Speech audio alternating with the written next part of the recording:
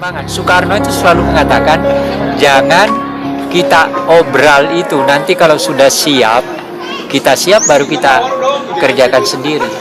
Tapi setelah Soeharto berkuasa kan semua diobral.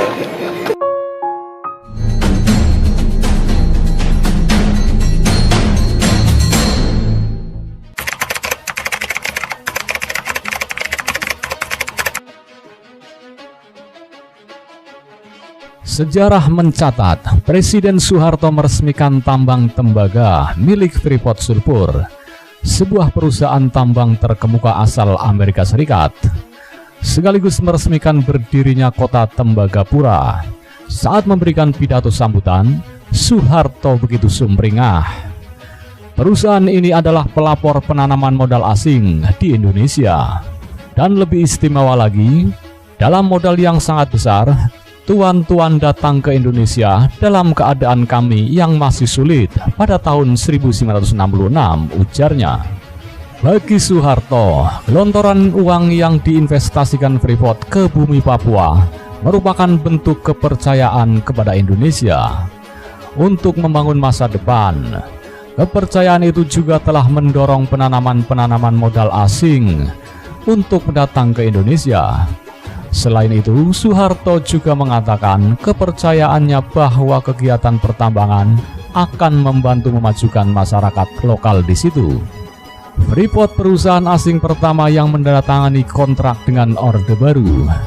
Karena itu, saya sangat gembira dapat meresmikan pembukaan tambang ini. Saya ucapkan selamat kepada Freeport Indonesia, kepada pimpinannya, dan kepada seluruh karyawannya, kata Soeharto yang lantas menutup pidatonya dengan ucapan terima kasih. Awal petaka buat rakyat Papua. Pegunungan Esberg tak hanya menyimpan tembaga. Salah satu gunung bernama Grasberg juga mengandung cadangan emas yang melimpah. Grasberg disebut-sebut sebagai tambang emas terbesar di dunia. Lewat kontrak karya berdasarkan Undang-Undang Penanaman Modal Asing atau PMA, yang diizinkan pemerintah Soeharto, Freeport memiliki hak istimewa untuk merambahnya. Kehadiran Freeport langsung mengancam penduduk asli dari suku Amungme yang berdiam di dataran tinggi sekitar proyek tambang. Suku Amungme sangat terikat dengan tanah leluhur. Bagi mereka, Gunung Grasberg dianggap suci. Puncak Grasberg dikiaskan sebagai kepala ibu. Orang Amungme sangat menghormati kawasan keramat itu. Ketika beroperasi, aktivitas penambangan Freeport telah mengubah bentang alam Gunung Grasberg menjadi lubang raksasa sedalam 700 meter. Danau Anagon sebagai danau suci orang Amungme ikut hancur karena dijadikan pembuangan batuan limbah yang sangat asam dan beracun. Freeport juga mencemari 3 badan sungai utama di wilayah Mimika, Agawagon, Atomona, dan Atsua. Ketiga sungai dijadikan tempat pembuangan limbah sisa produksi yang disebut tailing. Lebih dari 200.000 ton tailing dibuang setiap harinya ke sungai Awagon yang kemudian mengalir ke sungai Otomona dan sungai Atsua. Ungkap Harsutejo dalam Kamus Kejahatan Orde Baru. Sungai-sungai di sekitar Tembagapura sebagaimana disaksikan Harsutejo tampak berwarna coklat tua, pekat, bagaikan adonan jenang gosong.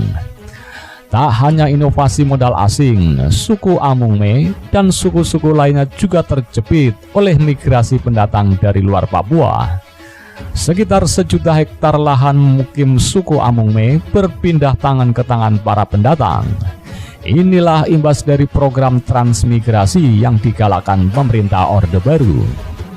Menurut antropolog Austria Christian Warta, ideologi Soeharto tentang pemindahan penduduk tersebut didasarkan pada asumsi tentang keunggulan pendatang.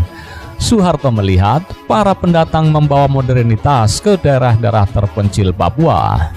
Di sisi lain, rakyat Papua dipandang sebagai masyarakat tertinggal yang harus dijadikan berbudaya dan beradab. Akibatnya, banyak masyarakat Papua merasa terpinggirkan oleh meningkatnya jumlah pendatang tersebut. tulis warta dalam perkembangan masalah agama di Papua. Sengketa antar agama dan pencegahan konflik termuat di kumpulan tulisan kegaulan identitas, agama, etnisitas, dan kewarganegaraan pada masa Orde Baru. Keberadaan Freeport memantik konflik dengan masyarakat setempat. Bagi orang-orang Amungme, Freeport seperti pencuri yang menjarah kediaman orang lain tanpa izin. Freeport sendiri sempat menjanjikan kompensasi fasilitas sosial kepada suku Amungme berupa sekolah, pasar, hingga perumahan. Namun kesepakatan tak pernah terjadi karena salah urus dari pemerintah daerah. Pada tahun 1977, protes suku Amungme dan 6 suku lainnya memuncak. Jadi perlawanan terbuka. Mereka memotong pipa penyalur biji tembaga, membakar gudang, dan melepaskan keran tangki persediaan bahan bakar milik Freeport. Insiden ini terdengar sampai Jakarta. Soeharto kemudian menerapkan kebijakan keras lewat pendekatan keamanan. Angkatan Bersenjata Republik Indonesia atau ABRI pun diturunkan. Kebun dan rumah-rumah dihancurkan, sejumlah orang dibantai. Pemerintah mengumumkan jumlah orang yang meninggal di Tembagapura sebanyak 900 orang. Para saksi lapangan memperkirakan 2 kali lipat. Tulis Harsutejo, sebagian besar warga Amungme ditangkap dan diinterogasi tentara yang melarikan diri memilih tinggal di hutan sekitar lembaga Singa selama 3 tahun. Mereka dipandang sebagai pengacau macam organisasi Papua Merdeka atau UPM. Represi lanjutan dilakukan dengan menetapkan Irian Jaya sebagai daerah operasi militer atau DOM selama 20 tahun dari tahun 1978 sampai 1998. Pemerintah juga memindahkan warga Amungme ke daratan rendah untuk dijadikan petani. Karena lingkungan yang tak cocok, sebanyak 20% anak-anak Amungme meninggal karena malaria. Tetapi bisnis Freeport masih jalan terus. Menurut penelitian Amiruddin Al-Rahab dan Aderito Jesus de Saures, dalam perjuangan Amungme antara Freeport dan militer selama 14 tahun pertama beroperasi, Freeport meraup keuntungan sebesar 14,9 miliar dolar Amerika Serikat. Sedangkan penerimaan negara dari pajak dan royalti berjumlah 5,4 miliar dolar Amerika Serikat. Bagaimana dengan aliran dana di jalur yang lain? Sejak 1980, Presiden Soeharto menerima upeti setiap tahunnya sebesar 5-7 juta dolar Amerika Serikat tiap tahun. Selain itu, menurut prospek 13 Juli 1998, sebagaimana dikutip Amiruddin dan Aderito, Freeport telah menyerahkan uang kepada Yayasan Dana Sejahtera yang didirikan oleh Soeharto sebesar 20,3 juta dolar Amerika Serikat berdasarkan Kepres nomor 92 tahun 1996.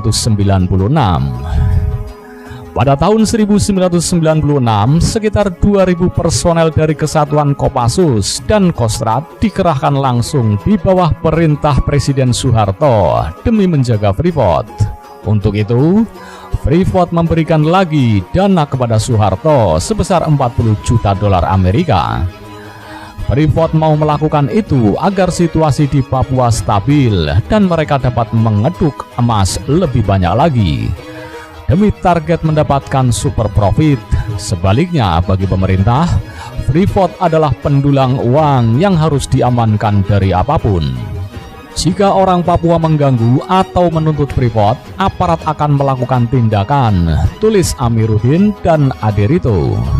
Pundi-pundi devisa negara bertambah lewat tangan pengeruk Freeport. Ini menjadi penghasilan terbesar dari Papua untuk Indonesia. Akan tetapi, yang diuntungkan dari kerjasama ini hanyalah penguasa Orde Baru, segelintir elit Papua, dan sang pemilik modal. Soeharto yang berjuluk Bapak Pembangunan Nasional telah mengingkari harapannya untuk membangun masyarakat lokal di Papua.